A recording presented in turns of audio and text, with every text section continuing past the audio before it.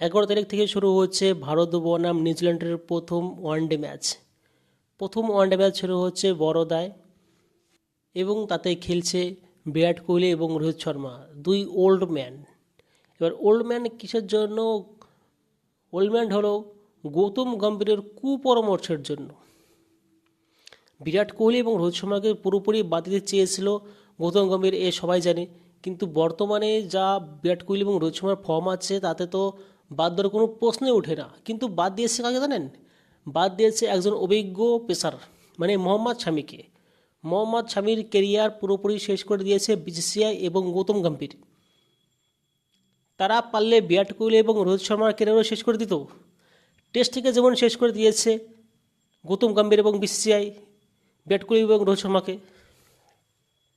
বিরাট কোহলি এবং রোহিত শর্মা দুজনেই টি-20 থেকে অবসর নিয়ে নিয়েছে। বর্তমানে বিরাট কোহলি এবং রোহিত শর্মা শুধু ওয়ানডে খেলছে এবং এবং সেটা দেখেও বিসিসিআই এবং গৌতম গম্ভীর রাগ। কেন রাখতে হবে? বিসিসিআই এবং গৌতম গম্ভীরের প্রশ্ন কেন রাখতে হবে বিরাট কোহলি এবং রোহিত শর্মাকে? কিন্তু বিরাট কোহলি এবং রোহিত শর্মা নাছোড়বান্দা। তারা জবাব দিয়েছে কিসে? তারা জবাব দিয়েছে ব্যাটে, নিজের পারফরমেন্স, নিজের যোগ্যতায়।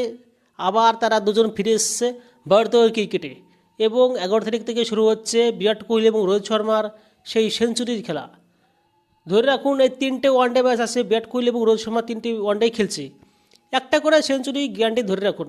বিরাট কোহলি একটা সেঞ্চুরি করছে এবং রোহিত শর্মা একটা সেঞ্চুরি করছে, এ নিয়ে কোনো প্রশ্নই নেই। এবং কল ভালো থাকলে বিরাট কোহলি 2টো সেঞ্চুরি করতে পারে। বিরাট কোহলি কী পারে আমরা সবাই জানি। বিরাট কোহলি 24-25 বছর বয়স থেকেই বিরাট কোহলি ভারতের এক তাণ্ডব লীলার, ভারতীয় ক্রিকেটের এক তাণ্ডব লীলার নাম। বিরাট কোহলি অনেক বড় বড় ম্যাচ খেলেছে, হারা ম্যাচ জিতিয়েছে একা নিজের কাঁধে।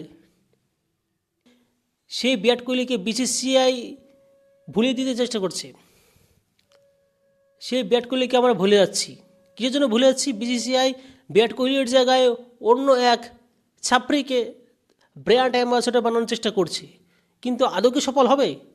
ওই ছাপড়ি এই তো দুদিন আগে বিজয় হাজারে ম্যাচে আপনাদের ক্যাপ্টেন শুভমান গিল 11 রান করেছে, মাত্র 11 রান।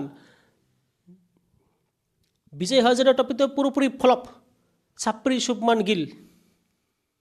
হ্যাঁ, তবে শ্রেয়াস আয়ার 53 বলে 82 রানের একটা সুন্দর একটা ইনিংস খেলেছে, যার জন্য এসে এবং মোহাম্মদ শামির জায়গায় মোহাম্মদ সিরাজকে ঢুকিয়েছে।